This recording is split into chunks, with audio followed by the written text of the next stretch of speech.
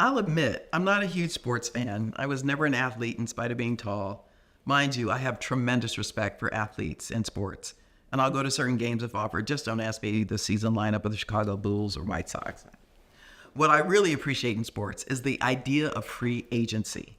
A free agent is someone who is not bound by a contract and therefore is eligible to join any team. And I use that reference in the context of managing one's career. I see free agency as a mindset. Having the mindset of a free agent gives you a huge advantage whether you're employed, unemployed, a consultant, or a small business owner. You are the captain of your ship. You cannot be pulled off course because you have your bearings, you know the value of your assets, and you're willing to create opportunities for yourself. I think it's time you adopt this mindset, especially during this turbulent time in the work world. Let's see what you're bringing to the game. Hi, I'm Jenny Clark, a conscious leadership expert who spent 2 decades in executive recruiting and talent management, having worked with giants like Google and Spencer Stuart. I discovered that the secret to transformative leadership lies in the 5 dimensions of conscious leadership, and I'm here to help you unlock your full potential. Join me on this channel as we embark on an honest and vulnerable journey together to become the kind of leader that genuinely inspires transformation in your organization. I've got a little career boosting secret for you. Do you want the inside scoop on leadership plus some juicy tips and hot takes you won't hear anywhere else? I've got a newsletter that's basically your personal career coach in your inbox. Just click the link in the description to join in. Oh, and if you're loving this content, I know you are, click that subscribe button. It's like giving me a virtual fist bump, ensuring you won't miss out on any future videos. Years ago, a friend called to tell me that his position as a real estate portfolio manager had been eliminated. As an executive recruiter, I was used to calls like this. But John wasn't asking me to keep him in mind for new opportunities. He said, there are 3 companies I've been tracking and would want to work for. I know people at 2 of the 3, and I know you know the CEO of the 3rd. Will you introduce me to him? I did know the CEO. In fact, he'd been a friend for years and a client for whom I'd done search work.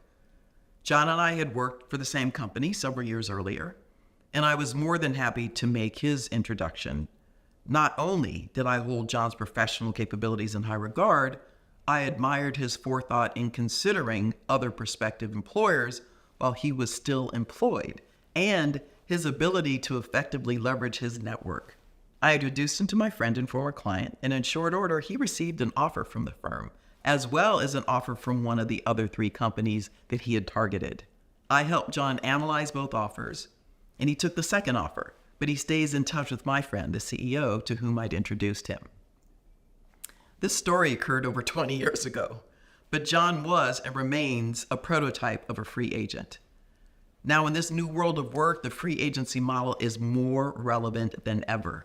Free agents drive change within their organizations, in addition to adapting to some of the current workplace and economic conditions. More employees are asking their employers for flexibility to meet familial obligations. Job seekers are choosing companies that honor their societal and environmental values. Even with fewer traditional jobs, workers are exercising choice. We are redefining how we work on our terms. If it sounds like a luxury we can't afford, it is not. It's a paradigm shift whose time has come. I'm not suggesting anarchy, disloyalty, or a sense of entitlement. What I am suggesting is a convergence of workers asking for what they need to be productive, stimulated, and satisfied, and employers knowing what they need, which is optimized employees to build profitable, innovative, constantly evolving, and sustainable organizations. Talent management and countless organizations all over the world has become increasingly sophisticated, and companies are reworking recruitment, career development, and work-life programs and policies to get the most out of their employees. The timing of this development couldn't be better, since free agents, that's you, are emerging to take control of their respective careers. However, it is important to keep in mind that this self-directed free agency approach to career management requires introspection, discipline, and decisiveness. Introspection means reflecting on your fears, values, beliefs, and passions to guide you in making conscious choices. I've noticed that the hardest thing for so many people I've coached or worked with over the years is to grapple with who they are at the core of their being. It's so much easier to sit passively on the shore and wait to see what's out there. Easier to simply drift along doing what you've always done. It's easier to just be buffeted by the waves in this rough economy. Easier to stay stuck in survival mode, but not gratifying. You can trot out any number of excuses, or you can sit down and begin to plot your own course. The inability to acknowledge and seek to improve all aspects of what makes you, you, is a common failing. An unwillingness to examine yourself will keep you safely anchored in the harbor and prevent you from the grand adventure of seeking the work and personal life you want and deserve. There, I said it. I'm asking you to journey through your inner space, a landscape populated by aspirations and dreams, as well as insecurities and fears. Only when you're willing to invest in such a fantastic voyage do you signal to the universe that you have found yourself worthy of what it is you say you want. If you limit yourself to staying on the shore, you'll never know what buried treasures you might have discovered just beyond the horizon. Once you embark on your own personal journey of inner exploration, you never arrive at a final destination. It's an ongoing, purposeful voyage. This inner journey hastens you along the route that you're meant to take. In my own life, I have spent considerable time reflecting on who I am and what matters to me. I can and have performed many roles, as I was better suited for some than others. I tested myself in several industries and worked in some excellent companies, learning valuable skills, meeting amazing people, and traveling far and wide. But in the privacy of my own thoughts, I've had to come to terms with a restlessness that emerged, a longing to speak out, a desire to share my wisdom and help other people find their way. Not everyone takes such a seemingly circuitous path, and I've loved the routes that I've explored along my journey. Now I'm grateful to have amassed the insights that inspired me to sail into my next career phase, armed with courage, conviction, and purpose. Before you set off on a long journey, you must make preparations, and that takes discipline and an investment of your time and consideration. In the case of designing your career map, this involves regularly and systematically doing an assessment of your skills, your networking strategically, and researching various aspects of companies and industries. Too many of us take a haphazard approach to our careers. Let me go back to my friend John. He exercised discipline by looking at possible new opportunities when he was still in good standing at his job. He was prepared to make a move when the time came. How? He made learning a priority. He constantly attended conferences and seminars and set up meetings not only to serve his clients, but also learn about their companies and industry trends. He refined the art of strategic networking by striving always to leave a favorable impression. He asked for the help he needed, always showed gratitude, and reciprocated others' generous acts. I can't tell you how many people come to me to ask about their job hunting or career strategies. I invariably ask them which 2 or 3 things, functions, or roles they've decided to explore. 9 times out of 10, they will talk in vague terms about 2 or 3 jobs that are out there. They avoid naming any specific roles or companies they might approach proactively.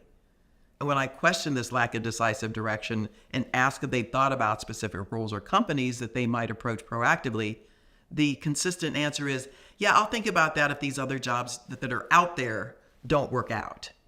Well, let me tell you a little secret. Those jobs that are out there rarely work out. And when they do, it's usually because the applicant was decisive, focused, and proactive in seeking the position.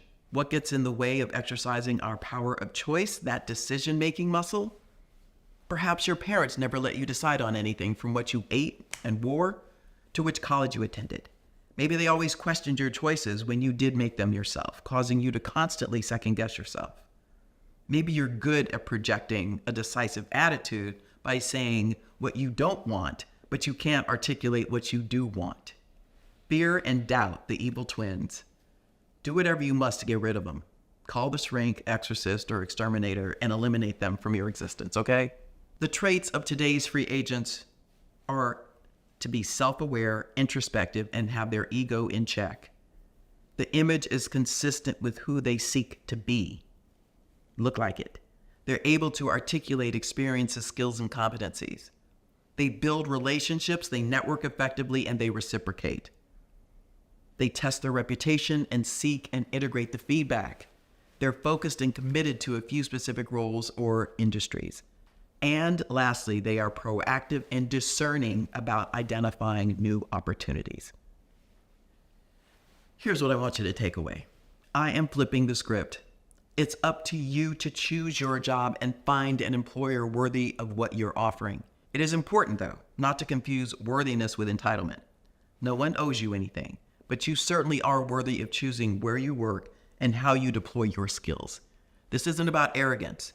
It relates to the convergence I described earlier, in which you as an employee or small business owner are claiming what you want in order to be productive. Double bonus. Free agents exercise choice. Adopt the free agency mindset and you'll be the power player in your own career. I get it. Taking that first step can feel daunting. I've been there too. But here's the thing. You've got strengths you might not even realize yet. I put together a free career mapping framework to help you uncover those hidden talents and chart your own path forward. It's not about changing everything overnight. It's about starting to see your potential clearly. Ready to explore? The framework's waiting for you. Just click the link in the description. Your future self will thank you for taking this small but powerful step today.